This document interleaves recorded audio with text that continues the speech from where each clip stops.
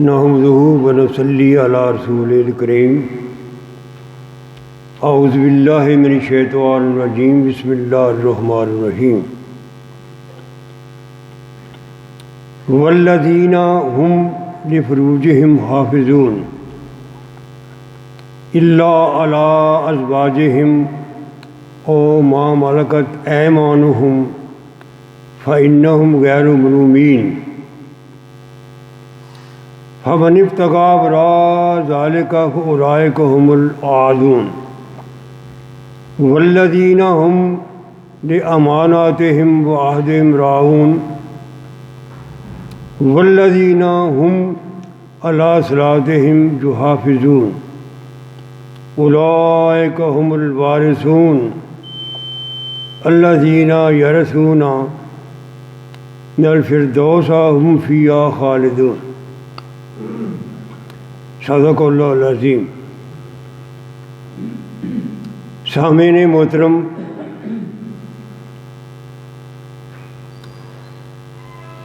اٹھارہویں پارے کی پہلی 10 آیات پچھلے جمعہ آپ کو یاد ہوگا کہ اللہ تعالیٰ نے ان آیات میں وہ شرطیں بیان کی ہیں، وہ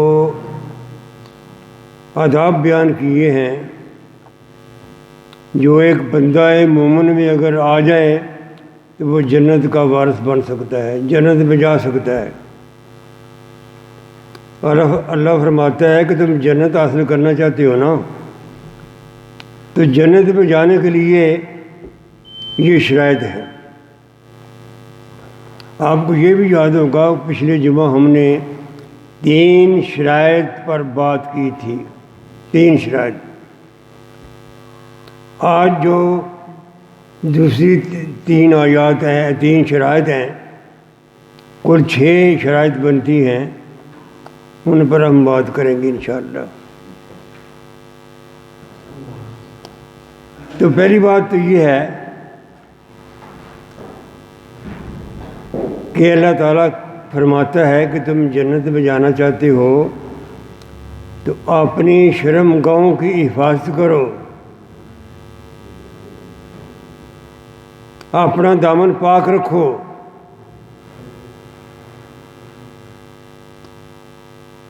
اللہ کے قرآن نے دامن کو پاک رکھنا، شرم گاہوں کی حفاظت کرنا، اس کی اتنی اہمیت ہے، اتنا اس پر زور دیا گیا ہے کہ جو آدمی اپنی شرم گاہوں کی حفاظت نہیں کرتا، دامن پاک نہیں رکھتا، اس کی سزا اتنی سخت مقرر کی ہے کہ آدمی کانپ جاتا ہے۔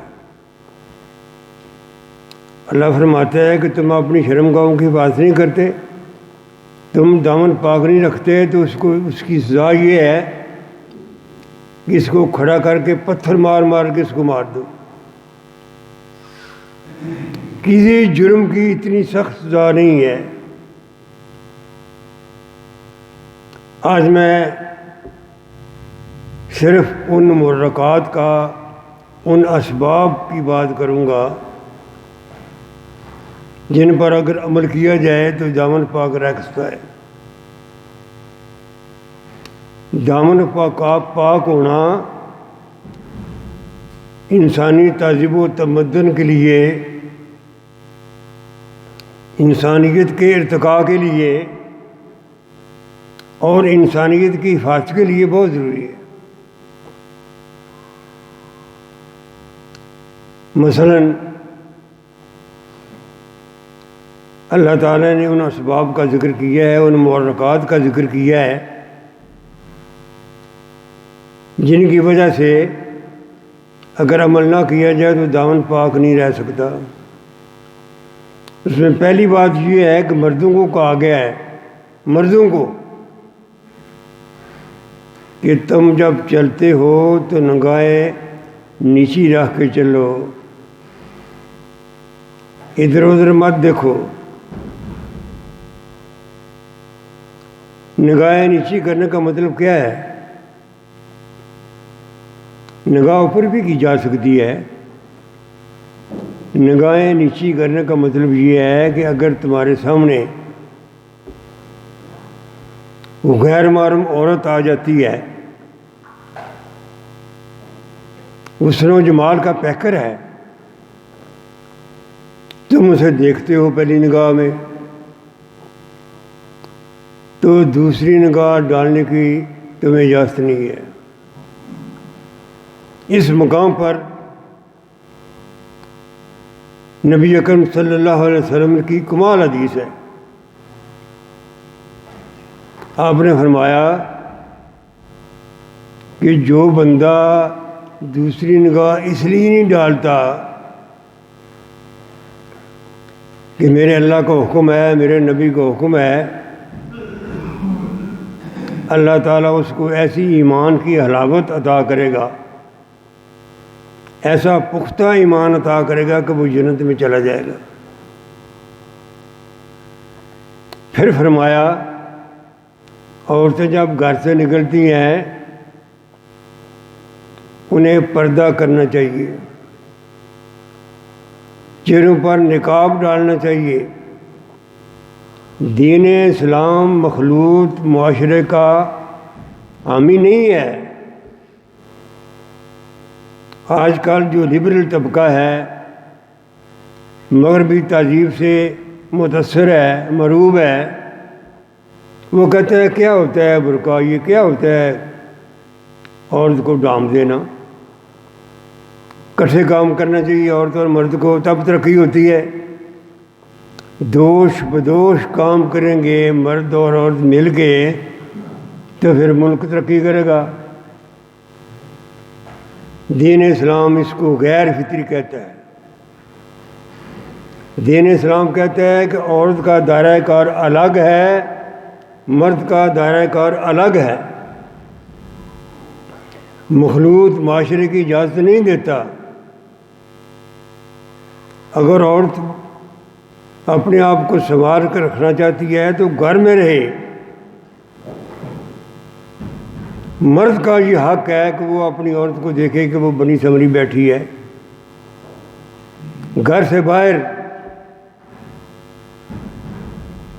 اس کی حیا، اس کی عصمت، اس کی حفاظت، اس کا وقار، دین اسلام اس کی حفاظت کرتا ہے. پھر فرمایا کہ اگر تم نے زندگی میں کاروبار کرنا ہے تو دین اسلام عورت کو پڑھنے سے منع نہیں کرتا، بلکہ جس طرح مرد مسلمان پر پڑھنا، علم حاصل کرنا ضروری ہے، اس طرح عورت بھی علم حاصل کر سکتی ہے، منع نہیں ہے. جہاں تک اس کی عزت کا سوال ہے، اس کے وقار کا سوال ہے، اس کے حقوق کا سوال ہے، وہ برابر ہیں. دین اسلام یہ کہتا ہے اگر وہ پڑھنا چاہتی ہے، علم حاصل کرنا چاہتی ہے تو اس کے لیے الگ انتظام ہونا چاہیے. وہ ڈاکٹر بنے، پروفیسر بنے، ٹیچر بنے، اس لیے کہ اس کی ضرورت ہے. اس لیے ضرورت ہے اس لیے کہ عورتوں کا علاج عورت ہی کر سکتی ہے. دیکھیں اللہ تعالیٰ کا دین اس معاملے میں کتنا حساس ہے، کتنا حساس ہے، ذرا اندازہ لگائیں. فرمایا نبی اکرم صلی اللہ علیہ وسلم نے کہ جوان عورت اکیلے سفر نہیں کر سکتی، حتیٰ کہ حج ایک عبادت ہے، حج پر جانے کے لیے بھی عورت اکیلی نہیں جا سکتی جب تک اس کا محرم ساتھ نہ ہو. واقعہ ہے کہ ایک صحابی کھڑے ہوئے، عرض کیا یا رسول اللہ، میرا نام ان مجاہدین میں لکھا گیا ہے جو جہاد کرنے جا رہے ہیں، ادھر گھر میں میری عورت ہے وہ حج کرنا چاہتی ہے، تو میں کیا کروں؟ آپ نے فرمایا تم حج کو چھوڑ دو، اپنی بیوی کے جہاد کو چھوڑ دو، جہاد کو چھوڑ دو، تم اپنی بیوی کے ساتھ جا کے حج کرو، وہ اکیلی نہیں جا سکتی۔ یہاں تک فرمایا اللہ کے دین نے کہ نوجوان بہن بھائی، ایک ہی ماں اور ایک ہی باپ کے بیٹی ہے، نوجوان ہو گئے ہیں، اب انہیں اکیلے نہیں تنہائی میں بیٹھنا چاہیے۔ پھر فرمایا عورت کو مسجد میں آنے کی اجازت ہے، آئے، آ کے نماز پڑھے، اللہ کو یاد کرے، نماز پڑھنے وہ آ رہی ہے۔ نبی اکرم صلی اللہ علیہ وسلم نے فرمایا اگر وہ نماز پڑھنے کے لیے آ رہی ہے تو خوشبو لگا کر نہ آئے، اس کی خوشبو کے اثرات پھیلیں گے، اس کی طرف لوگ متوجہ ہوں گے۔ دیکھو کتنا حساس ہے دین اسلام اس معاملے میں، اور کس قدر وہ حفاظت کرتا ہے اس کے شرم و حیاب کی، اس کی عزت کی، اس کی عصمت کی۔ نماز پڑھنے آنا ہے نا، مرد کو تو اجازت ہے اس بات کی، بلکہ حکم ہے جب تم نماز پڑھنے آؤ، خاص طور پر جمعے کے دن، تو خوشبو لگا لیا کرو، عورت کو اجازت نہیں ہے۔ نبی اکرم صلی اللہ علیہ وسلم کے زمانے میں عورتوں نے التجا کی، یا رسول اللہ ہم بھی آپ کے پیچھے نماز پڑھنا چاہتی ہیں، تو نبی اکرم صلی اللہ علیہ وسلم نے ٹھیک ہے فرمایا آپ پڑھ لو نماز آ کے، لیکن شرط یہ ہے کہ تمہاری صفیں الگ ہوں گی، مردوں کی صفیں الگ ہوں گی۔ نبی اکرم صلی اللہ علیہ وسلم فرما رہے ہیں، اور پھر حکم دیا مردوں کو کہ جب تک عورتیں مسجد سے باہر نہ نکل جائیں تو بیٹھے رہو، جب وہ جا چکے تو پھر تم باہر جا سکتے ہو۔ حتیٰ کہ یہاں تک بات ہے، میں تو حیران ہوتا ہوں کہ کتنا اس معاملے میں اللہ کا دین حساس ہے، کہ جب بچہ اور بچی جوان ہو جائے، بچہ اور بچی جوان ہو جائیں تو اس کمرے میں بغیر اجازت کے نہیں جا سکتے جہاں ان کے والدین ہیں۔ وہ والدہ جس نے اپنے گود میں اسے کھلایا ہے، دودھ پلایا ہے، پیار کیا ہے، سینے سے لگایا ہے، اب وہ جوان ہو گیا ہے، اب وہ اپنی ماں کے پاس نہیں جا سکتا بغیر اجازت کے۔ اتنا حساس ہے دین اسلام اس معاملے میں۔ تو اللہ تعالیٰ فرماتا ہے کہ تم جنت حاصل کرنا چاہتے ہو نا، تو اپنے دامن کو پاک رکھو۔ میں نے وہ تقریباً ساری شرائط بتا دی ہیں جن پر عمل کر کے ہم اپنی دامن کو پاک رکھ سکتے ہیں۔ یہ چوتھی شرط ہے، جنت میں جانے کی یہ چوتھی شرط ہے۔ اللہ فرماتا ہے جنت میں نے تمہارے لیے بنائی ہے، لیکن میری شرائط ہیں۔ جنت ایک پاک جگہ ہے، تم بھی اپنے دامن کو پاک کر کے آؤ، میری اطاعت کر کے آؤ، میرے نبی صلی اللہ علیہ وسلم کی اطاعت کر کے آؤ۔ اب دیکھیے پانچویں شرط کیا ہے، چار تو ہو گئی ہیں، پانچویں شرط یہ ہے کہ جو ان ایمانتوں کی اور ان وعدوں کی پاسداری کرتے ہیں وہ میرے بندہ مومن جو ہیں وہ حقدار ہیں جنت کے۔ امانت کا لفظ جب ہمارے ذہن میں آتا ہے تو ہم صرف اتنے جانتے ہیں کہ امانت وہ ہوتی ہے کہ ایک آدمی جو ہے دوسرے کے پاس اپنی کوئی چیز رکھ دیتا ہے بطور امانت کے، پیسے رکھ دیتا ہے یا اور چیز رکھ دیتا ہے، وہی چیز رکھ لو اپنے پاس بطور امانت۔ لیکن قرآن پاک اس امانت کو بڑے وسیع معنوں میں استعمال کرتا ہے۔ ایک امانت وہ ہے جو اللہ نے ہمیں عطا کی ہے۔ وہ کیسے؟ یہ زندگی ہماری امانت ہے بھائی۔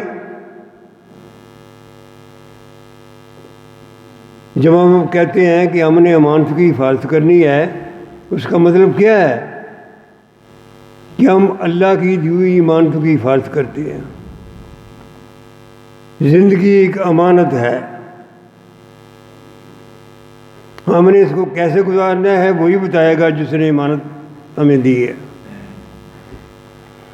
ایک امانت وہ ہوتی ہے جو معاشرہ کسی کے سپرد کرتا ہے،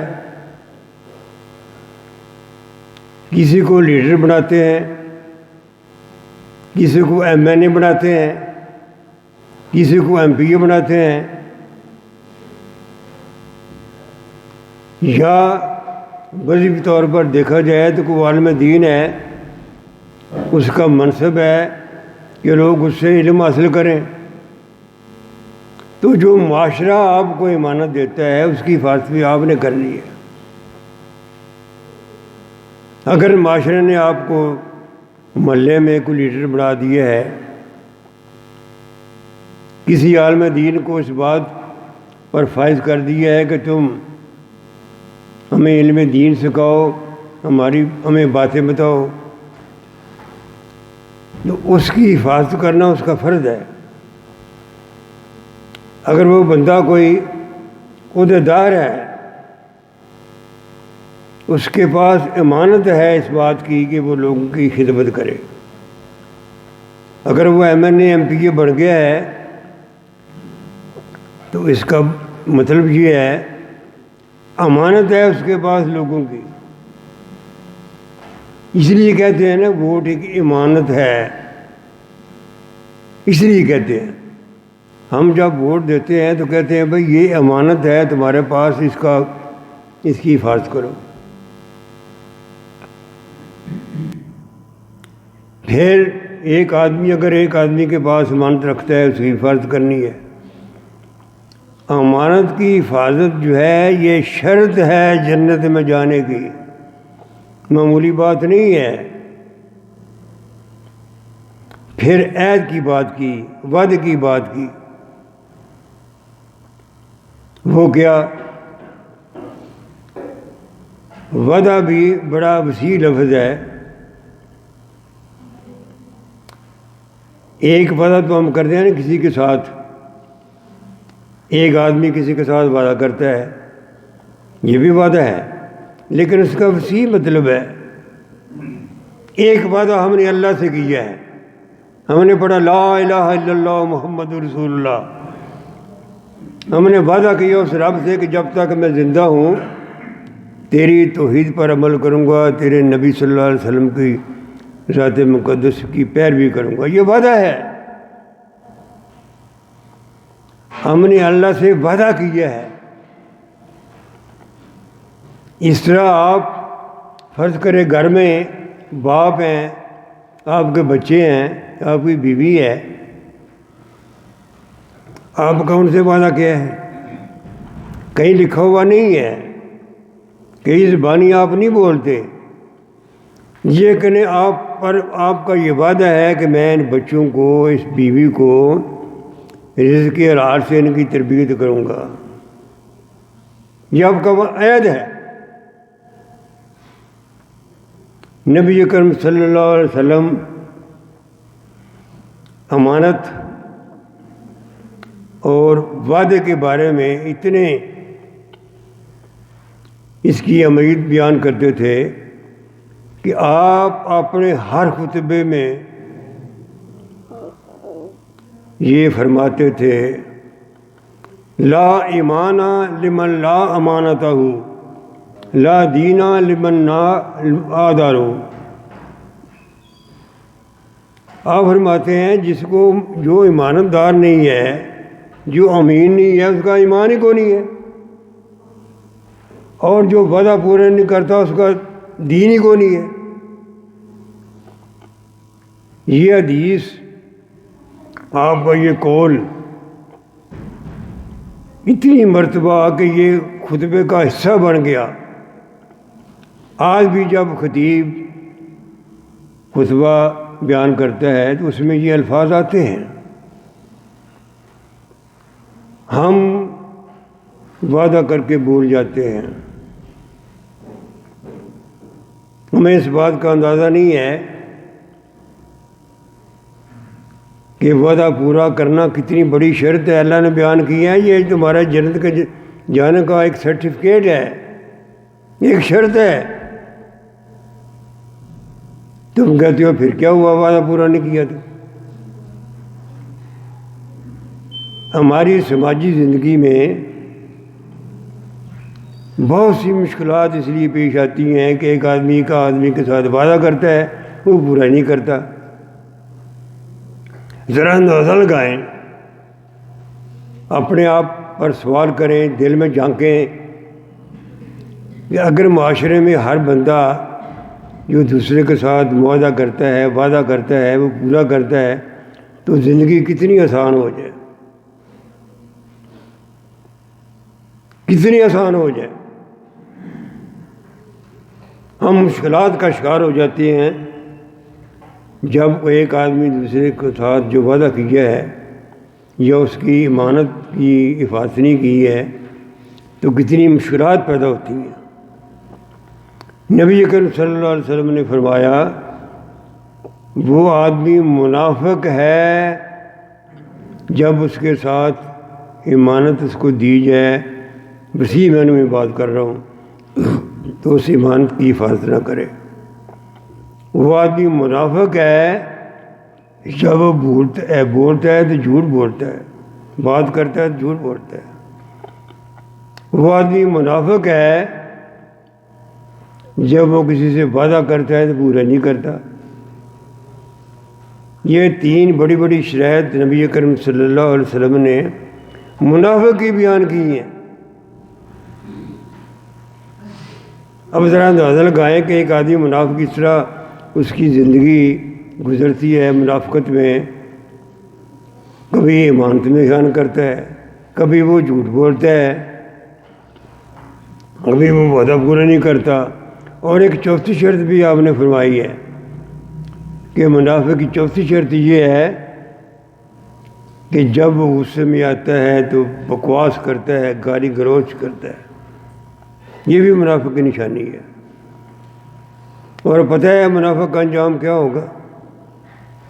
پڑھتا رہے کلمہ، پڑھتا رہے نمازیں، روزہ رکھتا رہے، اگر وہ منافق ہے نبی کریم صلی اللہ علیہ وسلم کے قول کے مطابق، جو میں نے یہ 4 باتیں بیان کی ہیں، تو سب سے نچلا درجہ جو ہے دوزخ کا، سب سے نچلا درجہ، سب سے خوفناک درجہ، وہاں منافق جائیں گے۔ مشرک اور کافر بھی اس سے بہتر ہوں گے، اتنا اس کا عذاب ہے منافقت کا۔ تو ہمیں بھی اپنے آپ پر غور کرنا چاہیے۔ ہمارا یہ سماجی مسئلہ ہے، امانت میں خیانت نہ کرنا، جھوٹ نہ بولنا اور وعدہ پورا کرنا، یہ سماجی مسئلہ ہے۔ اللہ تعالیٰ نے اس کو شرط رکھا ہے، جنت میں جانا ہے تو یہ شرط پوری کرو۔ اب آخری شرط اللہ تعالیٰ جو بیان کرتا ہے وہ اتنی مشکل تو نہیں ہے اگر ہم غور کریں تو، وہ یہ ہے کہ آپ اپنی نمازوں کی حفاظت کریں۔ پچھلی شرط جو تھی میں نے عرض کی تھی، جو پہلی شرط اللہ تعالیٰ نے بیان کی ہے وہ یہ تھا کہ نمازوں میں خشوع بیان اختیار کریں، عاجزی اختیار کریں۔ یہ فرداً ایک ایک نماز کی بات ہے۔ آپ صبح کی نماز پڑھنے آئے ہیں تو دین اسلام کہتا ہے کہ اس کی شرائط ہے کہ تمہارے کپڑے پاک ہوں۔ پھر جو تم نماز پڑھ رہے ہو جو نماز کے ارکان ہیں وہ صحیح طریقے سے ادا کیے جائے، صحیح طریقے سے رکوع کیا جائے، صحیح طریقے سے قیام کیا جائے، صحیح طریقے سے سجدہ کیا جائے۔ یہ آداب ہیں نماز کے ادا کرنے کے، بر وقت نماز ادا کی جائے۔ یہ نہیں ہے کہ جب وقت جا رہا ہو تو آپ اٹھ کے آ کے جلدی جلدی نماز پڑھ لیں۔ یہ کپڑوں کا پاک ہونا، وضو کا ہونا، نماز میں خشوع پہ رکھنا، اور جو کچھ آپ پڑھ رہے ہیں وہ آپ کو پتہ ہو کہ میں کیا پڑھ رہا ہوں۔ یہ کیا فلسفہ ہے اس بات میں کہ میں نے اپنا ماتھا جو ہے، اپنی جبین جو ہے وہ نیچے زمین پر رکھ دی ہے؟ یہ کس بات کی نشانی ہے؟ وہاں کو اللہ تعالیٰ تو نہیں بیٹھا ہوا جہاں ہم سجدہ کر رہے ہیں، وہ تو ہر جگہ موجود ہے، وہ تو بے نیاز ہے، وہ پوری کائنات میں موجود ہے۔ یہ نشانی ہے اس بات کی، یا اللہ میں تیرا عاجز بندہ ہوں، جب میں تیری تسبیح بیان کر رہا ہوں، تیری صفتیں بیان کر رہا ہوں، تو میں بطور علامت اپنے ماتھے کو، اپنی زمین کو تیرے سامنے جھکا دوں گا۔ تو بڑا ہے اور میں چھوٹا ہوں، تو آقا ہے اور میں تیرا غلام ہوں، تو خالق ہے میں تیری مخلوق ہوں، تو مجھے رزق دیتا ہے، تیرے سامنے میں نے حاضر ہونا ہے، میں نے اپنی حقیقت کا جواب دینا ہے۔ یہ سارے احساسات جو ہیں یہ اس وقت آتے ہیں، اس وقت ان میں ایک پختگی پیدا ہوتی ہے، بالغی پیدا ہوتی ہے، جب ہم نماز کے ساتھ خشوع اور خضوع عاجزی اختیار کریں۔ اور جو میں نے پچھلی جمعہ عرض کیا تھا، قاری صاحب نے شاید اس پر عمل کیا ہے کہ نہیں کیا، آج میں پھر گزارش کرتا ہوں کہ صبح کی نماز کے بعد یہ معمول بنا لیں اپنا۔ یہ نمازی ہے نا، ان میں سے اکثر جو ہیں وہ نماز کا ترجمہ جانتے ہیں، بہت کم ہو گئے جو نہیں جانتے۔ جو جانتے ہیں ان کی اعادہ ہو جائے گا، جو نہیں جانتے وہ میں نے جان جائیں گے۔ آپ نماز کو چاہے مہینہ لگ جائے، چاہے 2 مہینے لگ جائیں، اس کا ترجمہ سامعین کو بتا دیں تاکہ یہ نماز پڑھیں۔ اتنا جو تکلف کیا ہے، گھر سے اٹھے ہیں، وضو کیا ہے، نماز آ کے پڑھی ہے، گھنٹہ لگ گیا ہے اس سارے کام میں، تو پتہ تو ہونا میں کیا کہہ رہا ہوں، میں نے اس کے رب کے سامنے کیا کہنا ہے، اس کی صفتیں بیان کرنی ہیں، اس کی حمد بیان کرنی ہے، اسے سامنے سجدہ ریز ہونا ہے، پھر اس سے مانگنا ہے۔ اور اگر میں آخر میں یہ بات کہوں کہ ہمارا سب سے بڑا جو اعزاز ہے، جس پر ہم خوشی بنا سکتے ہیں، فخر کر سکتے ہیں، جو ہیں ہمارے اعزازات، سب سے بڑا اعزاز ہمارا یہ ہے کہ ہم اللہ کے بندے ہیں۔ نبی اکرم صلی اللہ علیہ وسلم جب معراج پر تشریف لے گئے تھے تو اللہ کے حضور کیا عرض کیا تھا؟ التحیات للہ والصلوات والطیبات، یا اللہ میں تیرا ایک عاجز بندہ ہوں، میری ساری باتیں، بدنی باتیں، مالی باتیں، قولی باتیں، یا اللہ تیرے لیے، یہ میرا سب سے بڑا تحفہ ہے تیرے حضور۔ تو اللہ تعالیٰ نے خوش ہو کے فرمایا تھا السلام علیکہ ایھا النبی، ہم بھی وہ نماز میں پڑھتے ہیں۔ دوسرا ہمارا سب سے بڑا اعزاز یہ ہے کہ ہم امت ہیں اس نبی کی صلی اللہ علیہ وسلم کی جو اس کائنات کا سردار ہے، جو اس کائنات کا سردار ہے۔ اور آپ کی ایک خوبی آپ جانتے ہیں، باقی تو خوبیاں بیان ہی نہیں کی جا سکتی، ہماری کیا اوقات ہے کہ قیامت کے دن قیامت کا منظر ہوگا، سارے انبیاء نفسی نفسی پکار رہے ہوں گے، ڈر رہے ہوں گے، خوف ہوگا اللہ تعالیٰ کی ذات کا۔ اللہ تعالیٰ تو بڑا بے نیاز ہے، جبار ہے، قہار ہے، کسی جرت ہے اس کے سامنے کھڑا ہو؟ لیکن اس پوری اولاد آدم میں سے، پوری انسانی برادری میں سے ایک ذات ہوگی جو اپنے سوا دوسری کی فکر کر رہی ہوگی،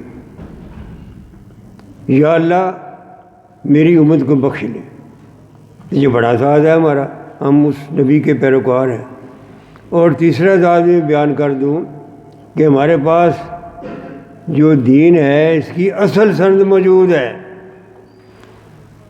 نہ عیسائیوں کے پاس ہے نہ یہودیوں کے پاس ہے، ان کی کتابیں تعریف ہو چکی ہے اس میں۔ ہم جس قرآن کو مانتے ہیں، جس کو پڑھتے ہیں، جس پر عمل کرنے کی کوشش کرتے ہیں، وہ وہی قرآن موجود ہے آج بھی جو صدیوں پہلے نبی اکرم صلی اللہ علیہ وسلم کے قلب اطہر پر اترا تھا۔ یہ ہمارا بہت بڑا اعزاز ہے۔ اللہ سے دعا ہے کہ ہم جو شرطیں اللہ تعالیٰ نے بیان کی ہیں ان پر عمل کریں اور جنت کے حقدار بن جائیں۔ وما علینا الا البلاغ المبین۔